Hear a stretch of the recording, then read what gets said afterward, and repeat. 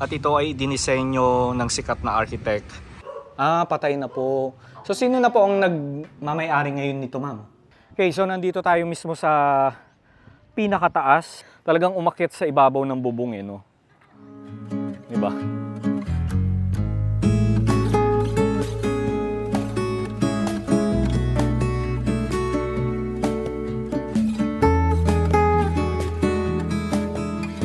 Sarado na yung simbahan, hindi na tayo nakapasok. Dito tayo sa bahay ni Concha Umali. Ayan.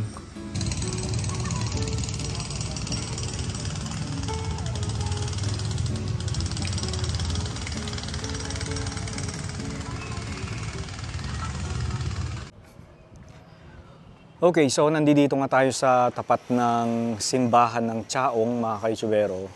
And ito yung Chaong Plaza. So, diretso lang tayo dito.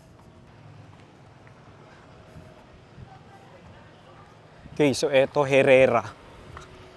Dito na nga ba yun? O Herrera Street. Okay, so ulitin ko lang eto yung CM Recto. Ayan. And ulitin lang natin, ito yung Doña Concha Umali Ancestral House. Ayan. Diba? So, buong-buo pa yung bahay, And makikita nyo naman itong mismong bakuran ng bahay, talagang napakaganda pa rin. Even itong bakuran, buong-buo pa rin, no? Ayan, lapit lang tayo ng konti para makita natin. May tao kaya sa loob?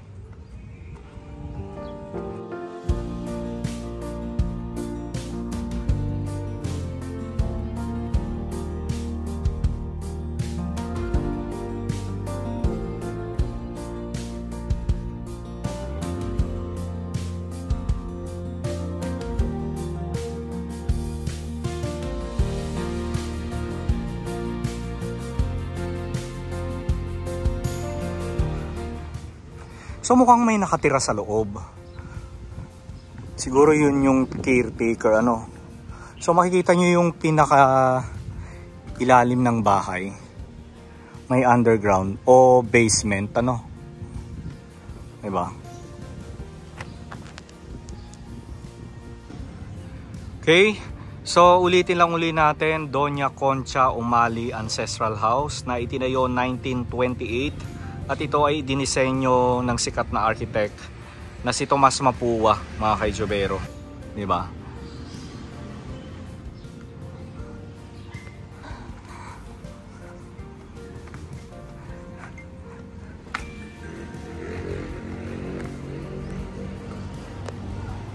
Oh. So ito yung pinaka main gate.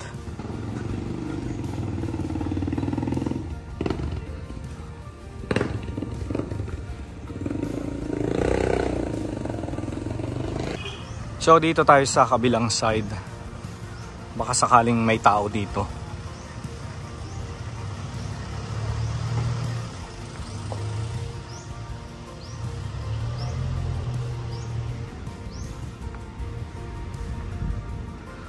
And mapapansin nyo, malinis. 'Di ba? Hindi siya yung makalat or napabayaan. Kasi kapag walang nagmi-maintain dito, walang naglilinis ng regular, hindi ganito kalinis. 'Di ba?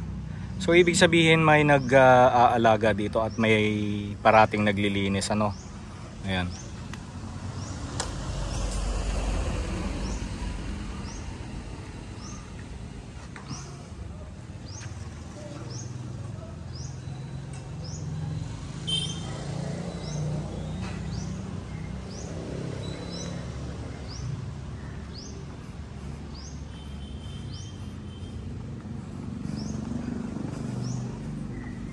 Baka nandito yung caretaker. Tao. Tao. Try lang natin, malay mo. 'Di ba? Payagan tayo. Like yung pinuntahan natin sa Sariaya, napadaan lang tayo, pinayagan tayo. Hello po. Nandito na yung caretaker and pwede raw tayong pumasok dito sa bahay na ito. Ayan. Ayan, pasok na tayo.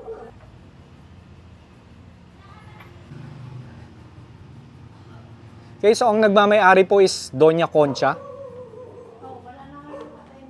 Ah, patay na po. So, sino na po ang nagmamay-ari ngayon nito, ma'am? Manila pa, madam. Kung makita nyo, talagang intact din yung, matibay pa yung structure ng bahay. And yung ceiling, ayan, mukhang bagong ayos, ano? Ayan.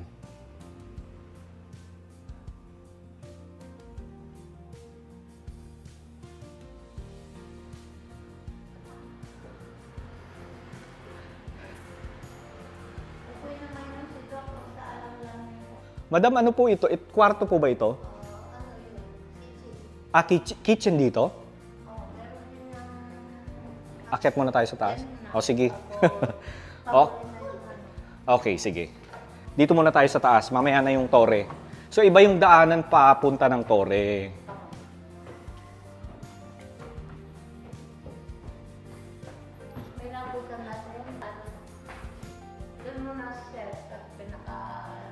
Akyat tayo. So, ito yung pinakataas niya. So, ito na ayos na, no? Na-restore na siya. So, may natutulog po ba dito? Wala, sir. Ano lang to kasi, pasyalan lang. Pasyalan lang ng mga tao. So, dito, ano po dito? Ano to? CR. CR. Pero ito, bago na, no? Bago yung mga CR na yun. Oo, dinagdag, ano? Oh, ang galing, ano? Yung kwarto sa taas, meron siyang sariling daanan. Ah, dito din. So, eto naman po, Kwarto din. kwarto din. Oh. Oo nga, maayos na. Maraming meron daw din na Ito, modern na. Oh, ang ganda ng CR, ah.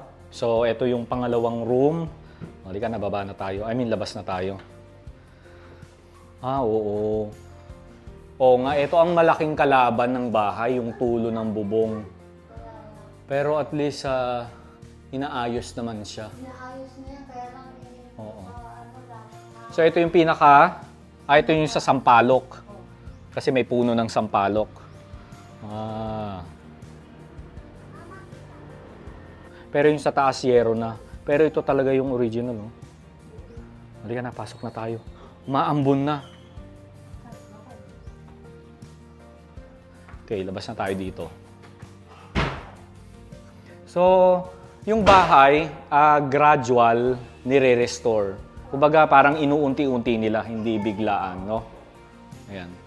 Tapos dito, another kwarto. Uy, salamat. Lakas mo naman.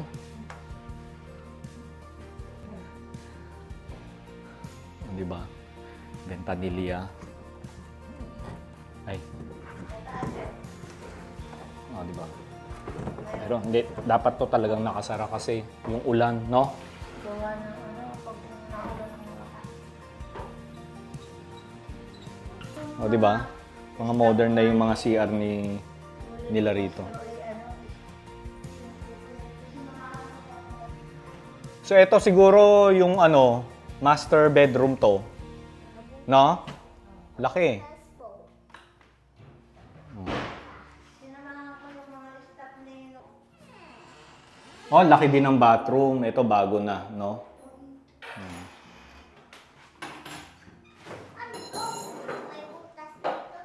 Oh, ang galing, oh, yung cabinet, na siya dyan. Sinama na siya sa wall. Sinauna kasi yan. Oo, sinauna. Ang tigas ng kahoy, ah. Wow. Papunta sa Papunta sa Torre. Ah, okay. May daanan din dito. Ah, ayun. Pero may kandado. Eh dito, ma'am, ano po dito? CR din yan, sir. Oh, galing, ah. Talagang pinaayos nila lahat ng CR. Hindi ko na nilalak. So, ito yung paakyat ng tore. Ito ang packet ng Torre. Tapos mamaya, Diyan na tayo bababa. yan na muna sa Torre. Ito mga libro ba to ni sir? Last doon sa underground.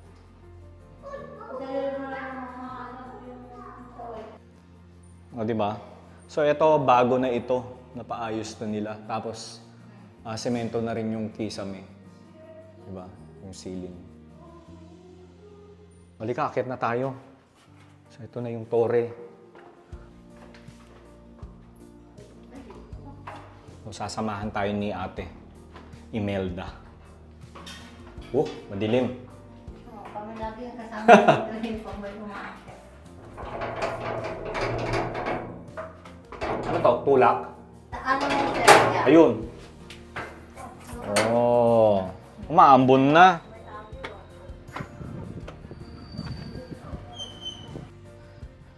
Okay, so nandito tayo mismo sa pinakataas ng bahay na ito, mga kaitsubero.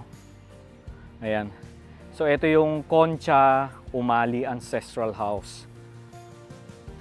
Talagang umakyat sa ibabaw ng bubong eh, no? Diba?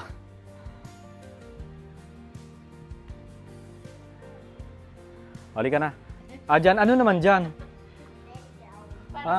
Ayaw nga. Nakakatuwa naman ito. Opisina. Yun lang mainit. Pagtanghaling tapat, no? So, pababa na tayo sa... Saan tayo? Basement? O, doon na sa may ano. Kusina. So, diretso na tayo hanggang baba ng stairs na to. Oh, kitchen. Ang lawak ng kitchen, ah. Ito, naayos na rin yung kitchen, ano.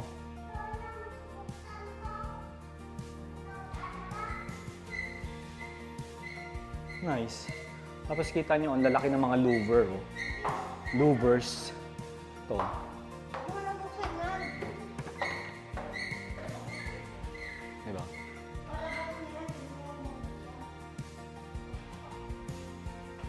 Sabi ko ito, hindi na yan. So, ito na yung ano, palabas ng stairs. Ayan.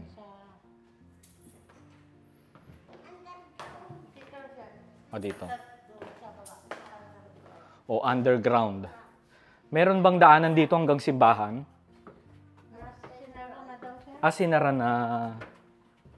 Oh, may space pa dito. Ano yan, ano? Bigasan. Abono. Abono. Ang dilim. Hindi na mabuksan yung isang kwarto na yun, wala susi. Ganon.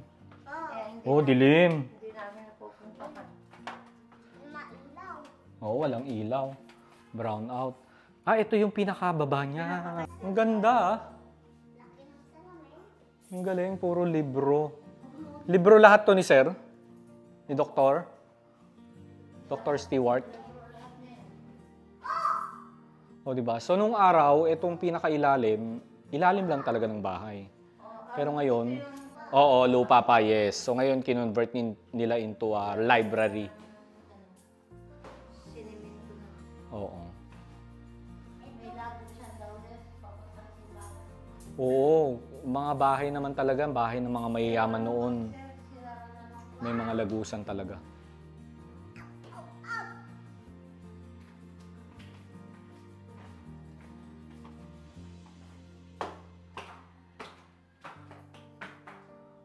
Oh, so dyan tayo galing kanina. Eto, ano naman dito? Bodega. Okay. Okay, so nandito tayo mismo sa loob ng bakuran and makikita nyo talagang malinis, ano, nahalagaan ng mga caretaker, ng may-ari, ano. Ayan. 'Di ba? So walang kalat. So ibig sabihin talagang mini-maintain ito ng may-ari ng bahay.